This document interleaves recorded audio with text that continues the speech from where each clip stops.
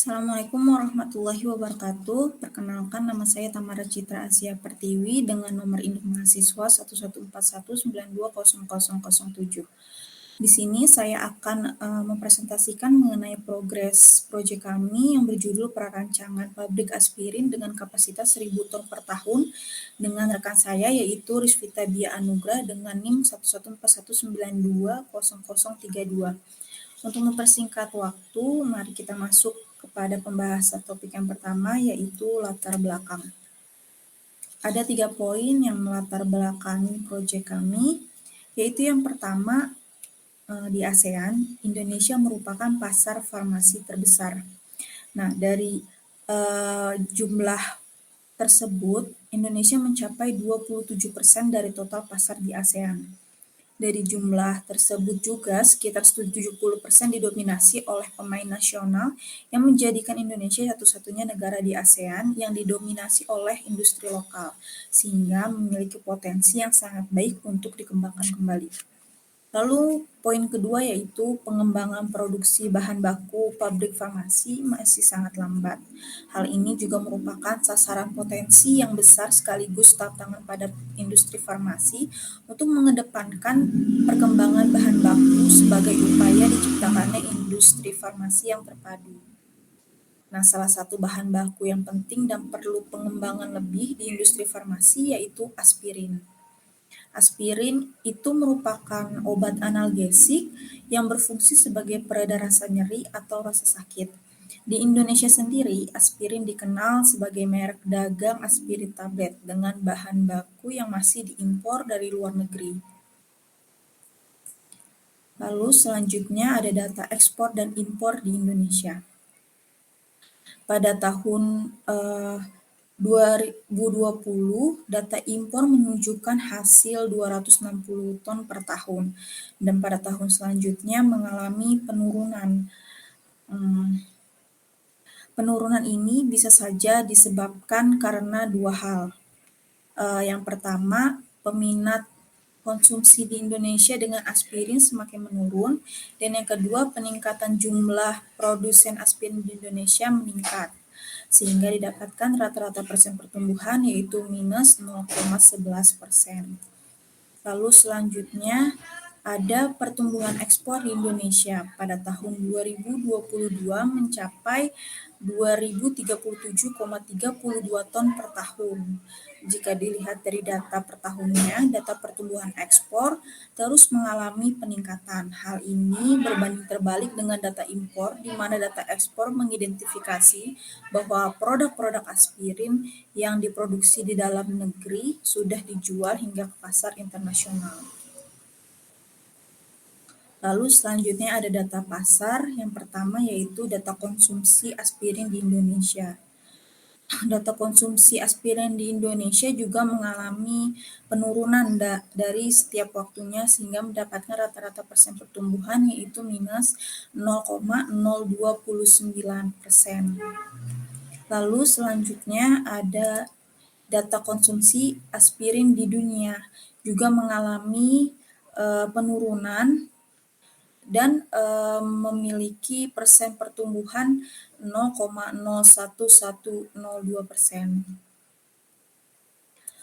Lalu selanjutnya ada penentuan kapasitas pabrik. Penentuan kapasitas pabrik kami menggunakan selisih permintaan dan penawaran, di mana selisih tersebut didapatkan hasil 234,548 ton. Lalu kita bandingkan dengan kapasitas pabrik yang berada di luar negeri yang sudah berdiri, di mana didapatkan kapasitas terendah pada pabrik Dow Chemical yang berada di negara Prancis, yaitu 680 ton per tahun. Kebutuhan aspirin di dunia itu sekitar 25.937 ton per tahun, dan kapasitas rancangan pabrik aspirin yang akan dibangun yaitu 1.000 ton per tahun. Lalu selanjutnya ada alokasi produksi untuk konsumsi negeri. sekitar 176,03 ton dan alokasi pabrik perancangan untuk ekspor yaitu 823,97 ton. Sehingga persen alokasi ekspor terhadap pemenuhan kebutuhan aspirin dunia yaitu sekitar 3% dan peluang pembangunan produksi aspirin untuk kebutuhan dunia sekitar 97%.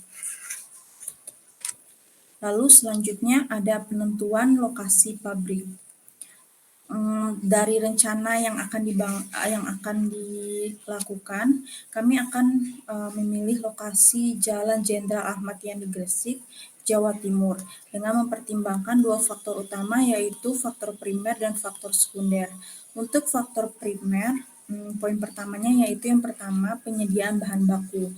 Pabrik harus didirikan pada suatu daerah di mana bahan baku mudah diperoleh atau ketersediaannya sarana transportasi yang memadai. Lalu poin kedua yaitu pemasaran produk. Untuk pemasaran hasil produksi dapat dilakukan melalui jalan darat maupun jalan laut. Di samping itu, dekatnya lokasi pabrik dengan pelabuhan laut Gresik dan Surabaya akan mempermudah pemasaran produk itu sendiri. Lalu poin ketiga yaitu utilitas. Perlu diperhatikan sarana-sarana pendukung seperti ketersediaan air, listrik, dan sarana lainnya sebagai proses produksi agar dapat berjalan dengan baik. Lalu ada faktor yang kedua yaitu faktor sekunder. Untuk poin faktor sekunder, yang pertama ada perluasan area pabrik. Gresik sendiri memiliki kemungkinan untuk perluasan pabrik karena belum terlalu banyak pabrik berdiri di sana sebagai kawasan industri. Yang kedua ada kebijakan pemerintah. Pabrik yang didirikan harus berwawasan lingkungan. Artinya keberadaan pabrik tidak boleh mengganggu atau merusak lingkungan sekitarnya. Yang ketiga ada kemasyarakatan. Dengan masyarakat yang akomodatif terhadap perkembangan industri dan tersedianya fasilitas umum untuk hidup bermasyarakat, maka lokasi Gresik dirasa tepat untuk membangun pabrik aspirin tersebut. Lalu selanjutnya ada seleksi proses. Ada beberapa aspek yang kita pertimbangkan untuk memilih paten. Di antaranya yang pertama suhu yang tidak terlalu tinggi dan tidak terlalu rendah. Lalu ada efisiensi waktu yang dibutuhkan. Lalu ada yield yang dihasilkan itu yang terbesar.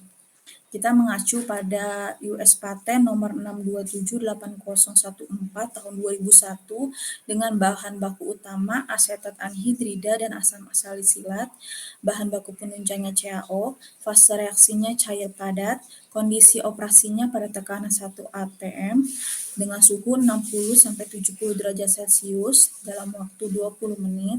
Jenis reaksinya itu esterifikasi dan kristalisasi. Alat utamanya itu RATB atau Vigorous Agitation Reactor dengan yield sebesar 98-99%. Lalu masuk kepada rancangan proses. Pada proses ini terdapat 3 bahan baku utama yaitu asetat anhidrida, asam salisilat, dan CaO. CaO sebelum dimasukkan ke dalam reaktor diaktifasi terlebih dahulu ke dalam furnace yang kemudian dimasukkan ke dalam cooler, di mana di dalam cooler tersebut CaO disesuaikan suhunya untuk masuk ke dalam reaktor. Reaksi ini juga digolongkan ke dalam reaksi eksotermis. Selanjutnya, reaksi hasil dari reaktor berupa kristal padatan dimasukkan ke dalam hammer mill untuk menyamaratakan ukuran. Lalu kemudian dikompres menjadi tablet ke dalam tablet pressing pill maker. Lalu selanjutnya ada neraca massa total.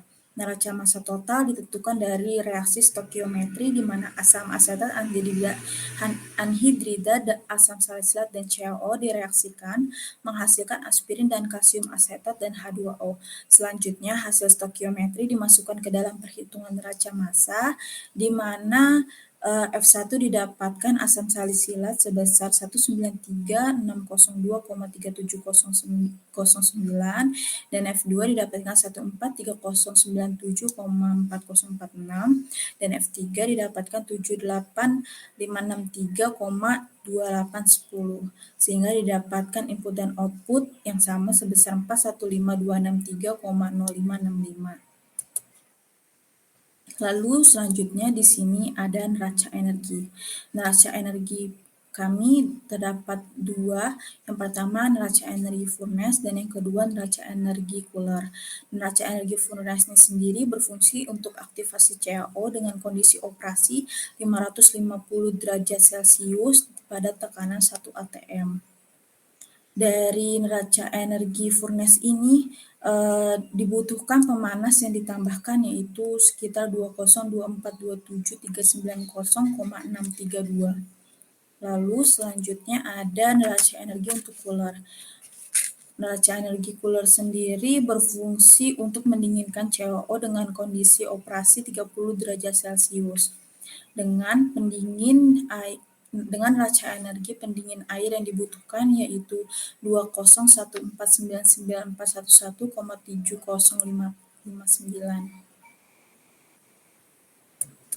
Sekian presentasi dari saya. Terima kasih.